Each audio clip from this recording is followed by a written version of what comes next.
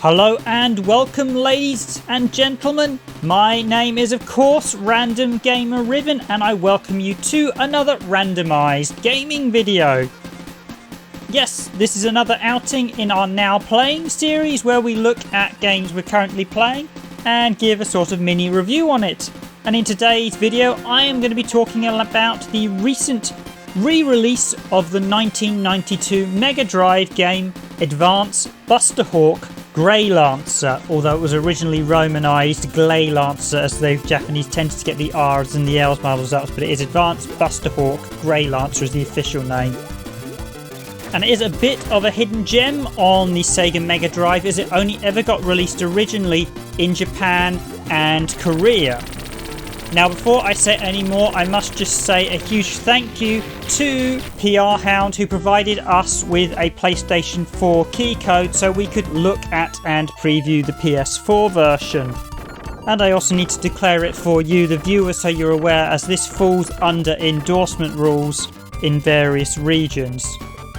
So some of you now may be asking the question, what is Advanced Busterhawk Gleylancer?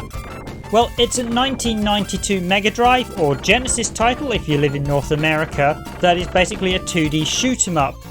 It was developed and published by Nippon Computer Systems and Masaya Games, both well-known developers on the Mega Drive who did some really good games.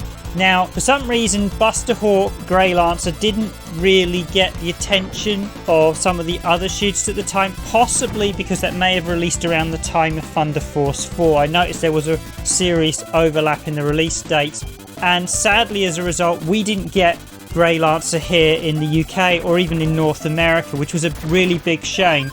It is a very different game to Thunder Force 4, although they're both in the same genre, and on the face value, if you look at it, Thunder Force 4 is the better game. But Greylancer is a very different game, and in many ways I prefer some elements of Greylancer to Thunder Force and vice versa. It's not fair to do a straight comparison, but just at a glance you would probably say Thunder Force 4 is the better game. But actually, they're both very good games, both with their own individual merits. Greylancer makes much better use of colour palettes, unlike Thunder Force 4, which tended to use very similar colours. Thunder Force 4 was also a much faster shooter, but on the face of it you would say Thunder Force 4, but actually, you know, they're both really good games, and it's a real shame this didn't originally get a Western release, as it's a really good game, and these days actually trying to obtain a copy of the Mega Drive version is very expensive, sadly. And I have to admit, this is one game we here at Randomised Gaming have never actually owned the original Mega Drive version of, sadly. I would love to own a copy these days, but even the reprint is going to set you back about £150, it looks like. So the original version is about at least £150, and it is a very expensive game, sadly. And there's a reason it's expensive, because it's a very good game and it didn't have the biggest print run. Compare that to Thunder Force 4, which did get released in all regions, so it's pretty cheap to pick up. The first things that will probably impress you with Greylancer is the superbly drawn animated intro, and the game has mini cutscenes throughout it, including the ending, which all look fantastic. The game actually has two endings, depending how you do in one of the missions, whether you get the good or the bad ending. But yes, it is very well presented. It makes a great use of the colour palette, has a very unique style to it. Everything's slightly more cartoony, as with the opening intro, so the game has a very cartoony feel and look. However, it makes great use of all the sprite resource of the Mega Drive, with some great parallax scrolling effects and some really nice, almost pseudo 3D effects, I should say, with the name lettering when you enter your name. So there's some really nice effect. There are some lovely big boss sprites as well. They do look fantastic. It's just a really well put together shooter. It's actually got quite a few playthrough options. So you can adjust the ship's speed. You can also pick one of an assortment of weapons as you go through the game, grabbing power-ups, and you can change power-ups as well. You also got to pick your satellite or drone formation at the start of the game, and that'd be locked in for the entire playthrough, but each of the different drone setups really allowed you to adjust your playing style, and some of the drone setups also had two modes, so search, and I know the one of the rolling ones allowed you to shoot towards or shoot outwards, and you could swap that with the C button. There are 11 stages in total, and it's a really nice colourful mix. Each stage looks and feels very different to one another, from the opening stage flying through the asteroid field, The second stage has you flying over the surface of a water-filled planet and you can just dip under the waterline. There's another stage set in a very fiery sky scene, which is brilliant. Another one where you infiltrate the capital ship of your father to try and rescue him, and there are some really nice level designs along the way as well. Each stage is very different. There's a great one in an ice cave as well that goes up and down, so there's a real mix of stages here with different mechanics, and it's not just a straight left to right shooter. There are a few stages, as I said, that scroll up to down, some that go down to up as well, which is quite nice. And all in all, it's a really well put together Mega Drive game. It is absolutely lovely. If you like shooters, it's a very well balanced, very easy, very relaxed shooter on the system, and I really enjoyed playing it. It's got some very enjoyable music as well, and overall it's a very complete package. For a 1992 Mega Drive game, it really shows what the console could do. Fortunately for Western owners, it did get a virtual console release on the Wii back in 2008, so this is not the first time we've actually had it released in Europe and North America now. However, some people may have skipped over the virtual console release in Europe due to the 50Hz issue that plagued Mega Drive games on the Nintendo Wii. Roll on 2021 and we have a full 60Hz version, which is being released by, and let me see if I can pronounce this correctly, Shinyuden and Ratalaika Games, or Ratalaika Games. I think it's Ratalaika Games or Ratalaika Games who are handling this. Now, Ratalaika Games have done a number of other Mega Drive titles recently, and they're going to be continuing to release them from what I'm seeing. So they did actually do the Mega Drive emulation in the Turrican collection, and they also recently did the Monster World 4 Mega Drive version as well, which was included if you bought the retail version of the re-release or the new remake of Monster World 4, and they're also doing a few more games as well in the future. And we know the emulator they're using is KGen 20, which was done by Steve Snake. From what I understand, a completely new version of KGen and improves on KGen Fusion, etc. It appears to be a commercial emulator, however, and it's not publicly available like the older ones were. So this does appear to be a commercial emulator, not publicly available. But as it's building on KGen Fusion and the original KGen, it's a really I mean, they've clearly ironed out all the bugs, so from what I've seen, it's a very well put together emulator. Now, while I don't have the original Mega Drive version to compare, I didn't notice any clear issues. The emulation did seem very good. Sound emulation is very close to the original system as well. These later KGen 20 stuff's been very good, especially when we looked at Turrican. I know from looking at the Turrican Flashback collection, that was pretty much one-to-one when we did a direct comparison with the original Mega Drive cartridge, and I'm assuming it would be the same here. So the emulation is, like I said, pretty much flawless, but if you do have the original cartridge and spot any differences, please do comment below. That's not to say it reproduces all the original functionality of the game. So there are a number of new functions, and there have been a couple of minor edits and changes I've noticed. Firstly, the original copyrights have been hidden or taken out. Notably, there was a copyright originally on the title screen. I noticed this that has actually been blackened out in this new version. There was also the Masaya logo appeared in the original intro. That's been taken out in this version. So you actually get two versions of the game, I should say, in this new pack. You effectively get the original vintage Mega Drive ROM just with the copyrights taken out, and you now get a new modern version which allows you to have trophies or achievements, and it does also add in some new gameplay mechanics which I'll come to in a bit. Finally, there is save and load state, which is available in both versions, but if you want the trophies you'll need to play in the modern version. Now, first thing I noticed off the bat is sprite flick has actually been disabled in this new version, and I couldn't see an option to turn it back on or off, which is a little bit disappointing. It's always nice to be able to directly recreate the Mega Drive version. The other slight gripe I had is I actually went into the controls. When I was playing the vintage version, I couldn't adjust speed, and for some reason one of the controls hadn't been set up. That was actually the C button, but they don't name it as the A, B and C button. They name it as the functionalities, which is a little bit annoying. And the vintage controls are slightly different to the modern controls. And the vintage version leaves the original Japanese script intact, so there's no like English translation or anything. If you play the vintage version, it is the original Japanese ROM with just a few minor edits, but all the Japanese text is in there. You can't turn it to the English version. The new version, however, does have full English text, and you can also have Japanese text as well, which is quite nice. So it's nice to be able to understand the story, although it's pretty well told in the opening cutscenes when you see it. So what does this new modern mode add? Well, it adds in a couple of features.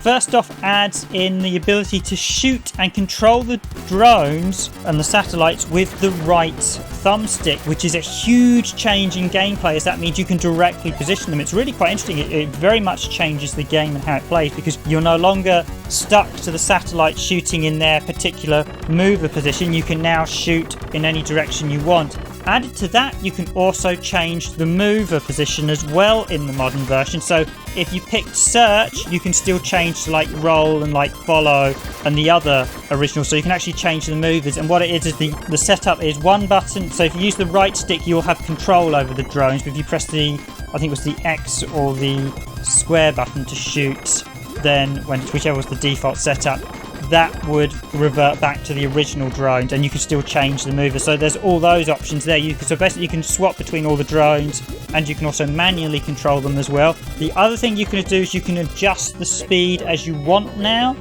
So in the original version of the game, the speed movement was restricted. It would go up to 4, then back down to 1, and would carry on in that pattern. In this one, the L2 and R2 triggers have been set as the speed up and speed down, and you can adjust them accordingly. You can, of course, change the controls in the config as well, but you can basically go up 1 to 2, back down to 1. You can go from 2 to 3, back down to 2, back to 3, up to 4, back to 3, up to 4, which you couldn't do originally because you had a preset pattern, whereas originally it would go 1, 2, 3, 4, and then 4, 3, 2, 1, so that's a really nice change as well.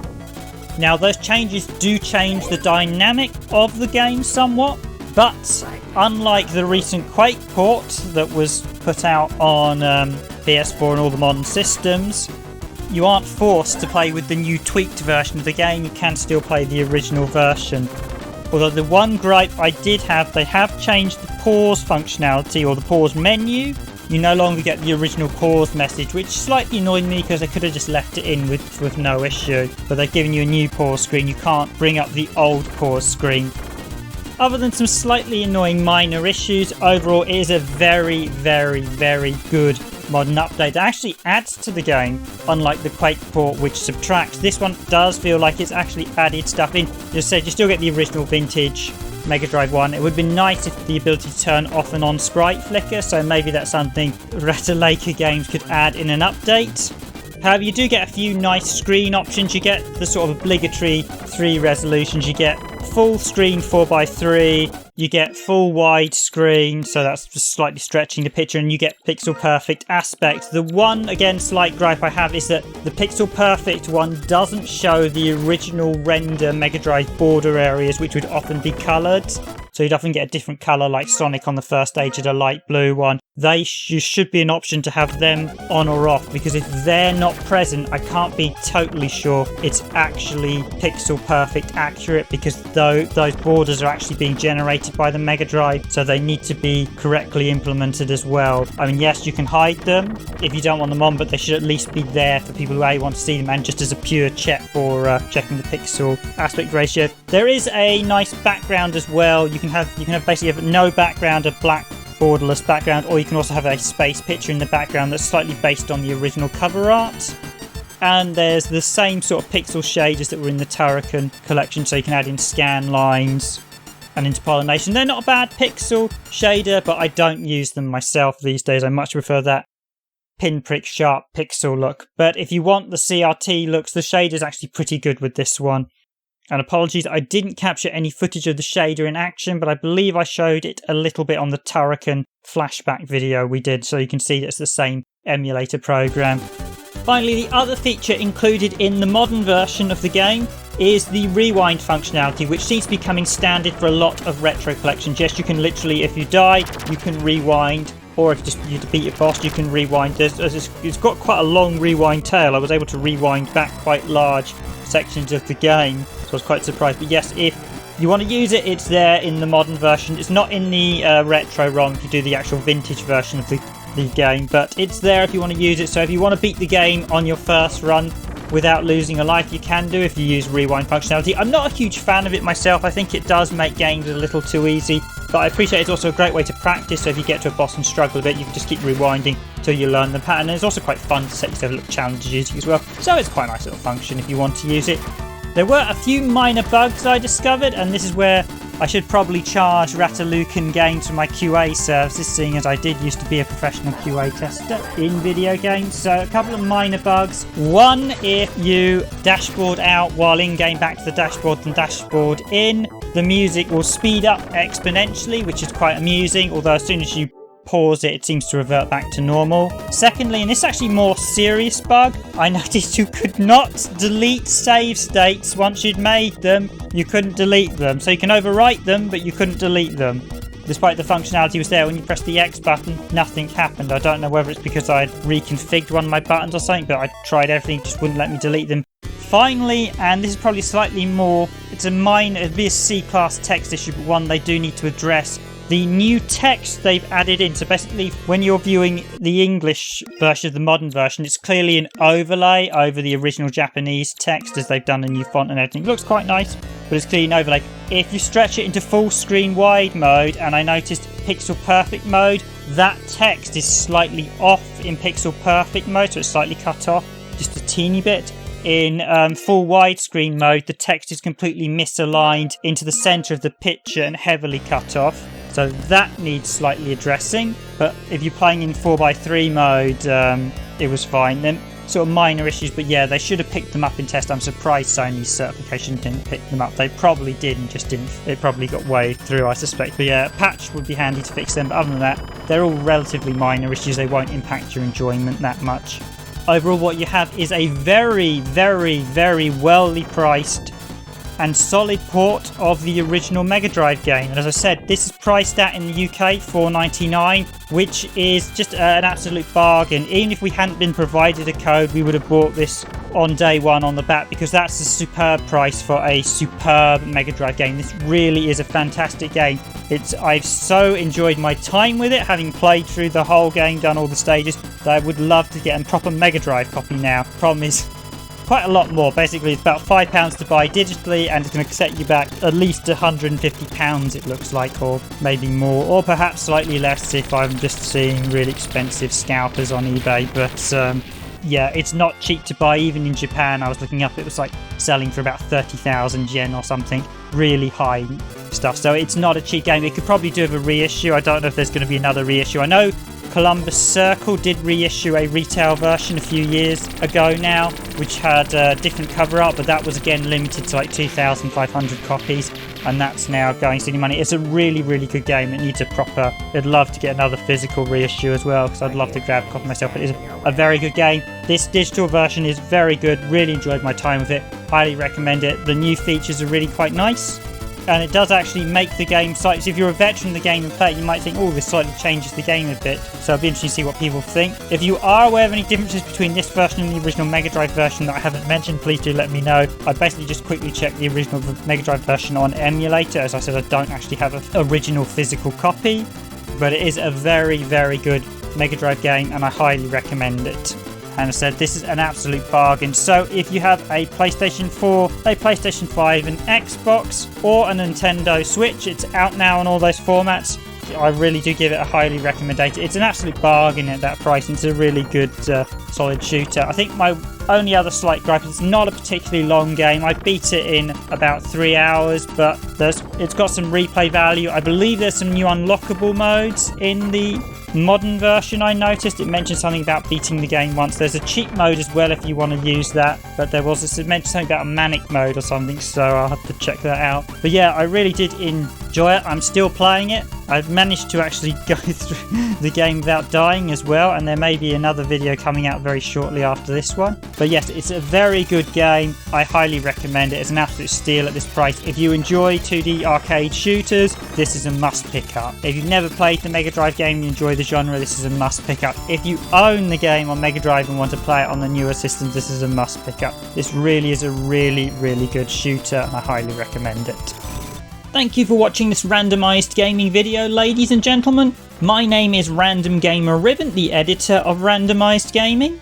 And if you enjoyed this randomised gaming video, can I kindly ask you hit the like button? And if you enjoy our content and want regular weekly videos, please do consider subscribing to the channel. Also, if you have any questions or comments related to this video, please do leave a comment below in the description and myself or one of the team will try and get back to you at some point. And if you want to watch something else, we have a huge array of videos and playlists already on the channel, so do check us out and do look at our content, as the channel is packed full of playthrough videos, long play videos, gameplay videos of both obscure and well-known games, retro and modern consoles. We have tech analysis videos made up of gaming comparisons between different versions, and we also do comparisons on 50-60 Hz issues between PAL and NTSC. We have some consumer issues that may affect you as a gamer as well. We have reviews and so much more on the channel. So if you like our content, please do consider sticking around and looking at our channel. And I also do regular streams as well, so I hope to see you drop by on one of them as well. So all that leaves me to do is thank you, the viewer, for watching this video, and I wish you a good night, a good evening, a good afternoon, or a good morning wherever you are in the world watching this video, and I hope to see you on the next one.